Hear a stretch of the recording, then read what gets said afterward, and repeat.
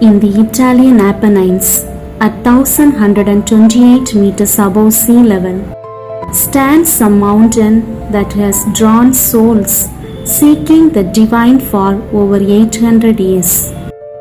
This is Mount Laverna, a place where heaven touched earth and where one of history's most beloved saints received an extraordinary gift that would change him forever. On the 8th May 1213, a celebration was underway at the castle of San Leo in Montefeltro. A new knight was being honored, and among the guests was a young friar whose reputation for holiness was already spreading throughout Italy. Francis of Assisi had come to preach, but it was his very presence, his humility, his joy, his obvious closeness to God that captivated Count Orlando. After hearing Francis speak, the nobleman approached him with an extraordinary offer. Mount Alverna is really isolated and wild and perfect for those who want to do penance in a remote place or to those who want to live in solitude. If you would like it, I will give it to you and your followers for my soul's safety. And so, on that spring day in 1213, a friendship was born that would give the world one of its most sacred retreats, a place perfectly designed by nature for contemplation and prayer. Francis first climbed to Laverna in 1214, and the mountain immediately captured his heart. Here, surrounded by ancient forests and towering cliffs, he found the solitude his soul craved.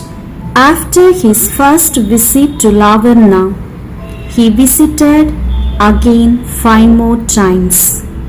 Each visit deepened his connection to this sacred place, but his final journey would be unlike any other.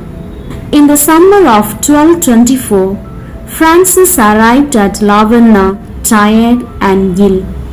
He sensed this might be his last retreat to his beloved mountain.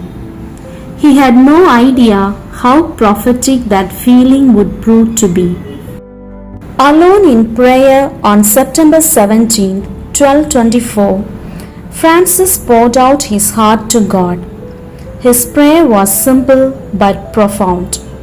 He wanted to share completely in Christ's passion, to know from the depths of his soul both the love and the pain that led Jesus to the cross.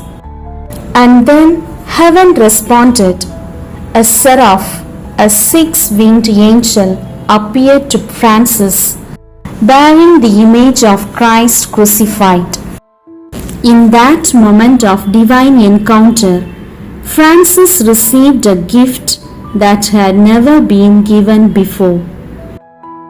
The wounds of Christ, the stigmata, were imprinted on Francis' body. His hands, his feet, his side, all bore the sacred marks of the crucifixion.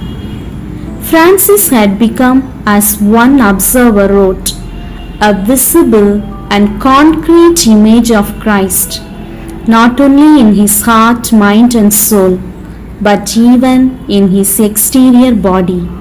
The stigmata was more than a miraculous sign. It was the outward expression of Francis' complete transformation. As St. Paul had written centuries before, it is no longer I who live, but Christ who lives in me. Francis wanted not just to imitate Jesus, but to live Jesus, to become so united with Christ that God's infinite love could flow through him to a hurting world. He carried the stigmata for the remaining 2 years of his life until his death in 1226. But the gift of Laverna continues to this day. Most of us will never receive the physical wounds of Christ, but Francis' example calls us to something equally transformative, to open our hearts to that same passionate love that led Christ to embrace our human weakness.